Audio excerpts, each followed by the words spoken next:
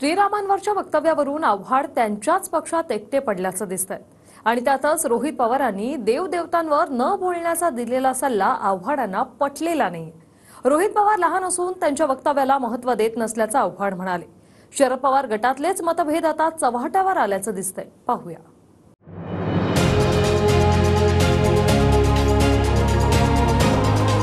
राम आपला आहे, बहुजनांचा आहे राम,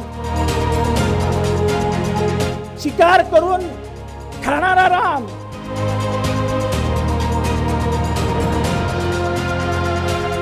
रोहित पवार काय बोलतात त्याच्याकडे मी फार महत्त्व देत नाही आणि मला काय फार त्यांच्याविषयी बोलायचं नाही। अजून लहान आहेत, पहिली टर्म आहे त्यांची। अबुधाबीमध्ये जाऊन बोलणं खूप सोपं आहे।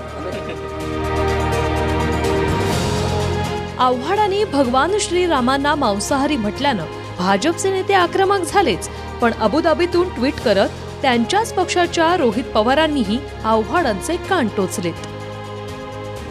आज नको त्या विषयावर बोलून वाद ओढवून घेण्यापेक्षा राज्यातली वाढती बेरोजगारी, ढासळलेली कायदा व सुव्यवस्था, महिलांची सुरक्षितता, शेतमालाला भाव नसणं, महाराष्ट्रातील उद्योग गुजरातमध्ये पळवणं, जाती जातींमध्ये निर्माण केला जाणारा तणाव या ज्वलंत विषयांवर बोलून सरकारला धारेवर धरण्याची अधिक गरज आहे। देव आणि धर्म हा प्रत्येकाचा व्यक्तिगत विषय असून याबाबत प्रत्येकाची श्रद्धा असल्याने कुणीही याचं राजकारण करू नये, पण देव धर्माच्या नावावर जे राजकारणाचा बाजार करतात त्यांना ते लखला। अशा राजकीय व्यापाऱ्यांना जनता चोख उत्तर दिल्याशिवाय राहणार नाही।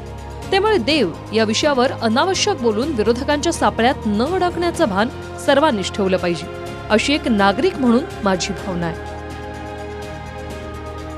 मात्र रोहित पवारांच्या वक्तव्याला आपण महत्त्व देत नाही, ते लहान आहेत, त्यांची पहिली टर्म आहे, असा पलटवार आव्हाडांनी केला।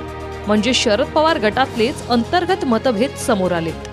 रोहित पवार काय बोलतात त्याच्याकडे मी फार महत्त्व देत नाही आणि मला काय फार त्यांच्याविषयी बोलायचं नाही। अजून लहान आहेत, पहिली टर्म आहे त्यांची। तुम्ही पक्षामध्ये एकटे पडलात या विधानामुळे? अहो, पक्षामध्ये मी एकटा पडलो असतो तर एवढी लोक माझ्या मागे उभे राहिले असते का? पण कोणते नेते मंडळी? अहो, नेता काय करतात, मी स्वतः आहे ना जिवंत। सर, पण रोहित पवारांनी थेट तुमच्यावरती ठीक आहे ना, ते म्हणतात अशा राजकीय व्यापाऱ्यांना जनता चोख उत्तर दिल्याशिवाय राहणार नाही म्हणून। असं ठीक आहे ना, तर अबुधाबीमध्ये जाऊन बोलणं खूप सोपं आहे। शिर्डीत शरद पवार गटाचं 3 दिवसांचं शिबिर होतं। त्या शिबिराला रोहित पवार हजर नव्हते, कारण ते अबुधाबीला गेले। विशेष म्हणजे आव्हाडांच्या श्रीरामाच्या वक्तव्यावरून शरद पवार गटातल्या पहिल्या पाळणीतल्या नेत्यांनी प्रतिक्रिया दिली नाही। सुप्रिया सुळेंनीही नाही, अनिल देशमुखांनीही नाही।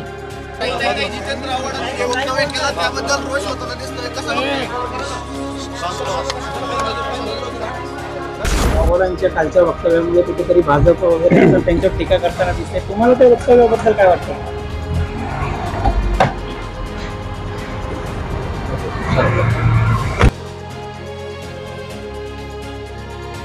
मात्र देव या विषयावर अनावश्यक बोलून विरोधकांच्या सापळ्यात अडकणार नाही याचं भान ठेवा, असं ट्विट करून रोहित पवारांनी आव्हाडांच्या वक्तव्याचा विरोध केला।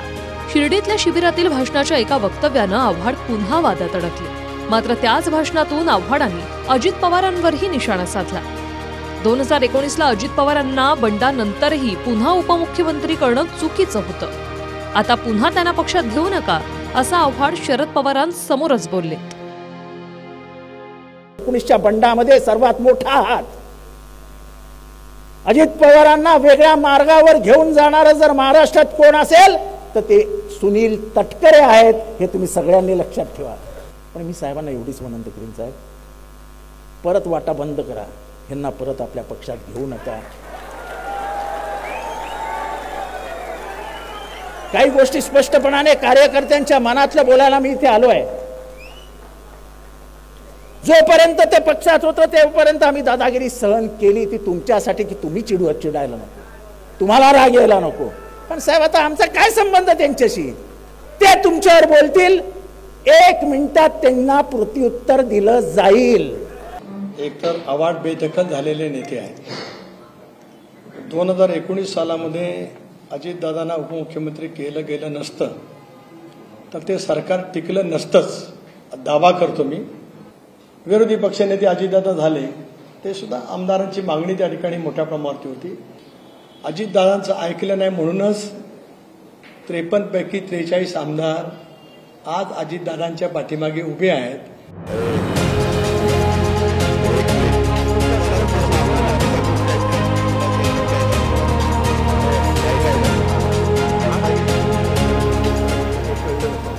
शरद पवारांच्या 2 मे रोजीच्या राजीनाम्याच्या दिवशी अजित पवारांनी ज्या पद्धतीने नेत्यांना गप्प केलं होतं त्याचीही आव्हाडांनी नक्कल केली. संजय गप्प बस. काय झालं संजय? काल तुझं बोलणं ऐकलं बस. एक गप्रे, तुलाच फार कळतं का? अखंड देशामध्ये दूषित वातावरण चालू आहे. नाही पण तरी देखील एक मिनिट फोन आला जाऊ दे. मग अशी बोललो ते संदीप बोललो ना मी तुझ्याशी. पुन्हा पण काय सुप्रिया तू बोलू नको. तिचा मोठा भाऊ म्हणून अधिकारवाणीने सांगतो का पावसा वागायचे.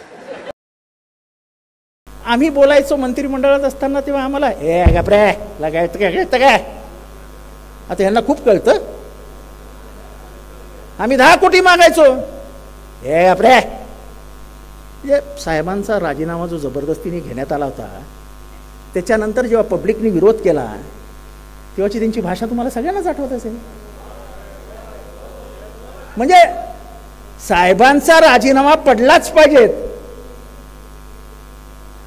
मला तर त्यांनी जवळ बोलवून घेऊन सांगितलं ताई माफ करा की गपना म्हटलं का हो ताईंना अध्यक्ष करायचंय म्हणजे पक्ष आपल्या ताब्यात घेऊन बीजेपीच्या ताब्यात देऊन टाकायचं आहे.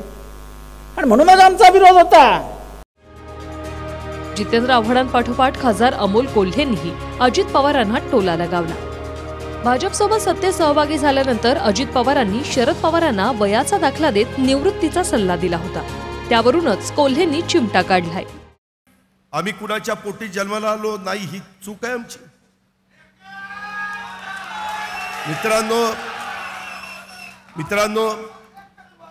मित्रांनो काळ आता जर वय जास्त झालं 82 झालं 83 झालं तुम्ही कधी थांबणार आहात का नाही?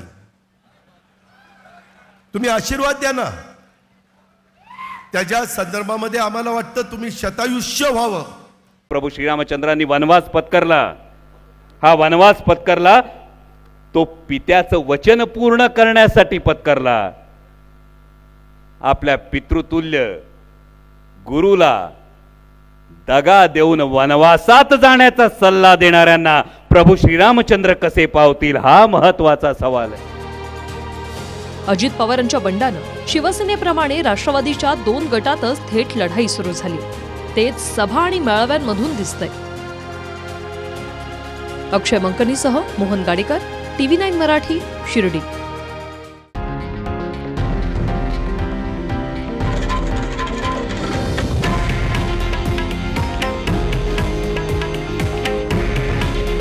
हे आहे देशातील नंबर 1 न्यूज नेटवर्क आणि आपण पाहत आहात TV9 मराठी. काळजी तुमची, हित महाराष्ट्राचं.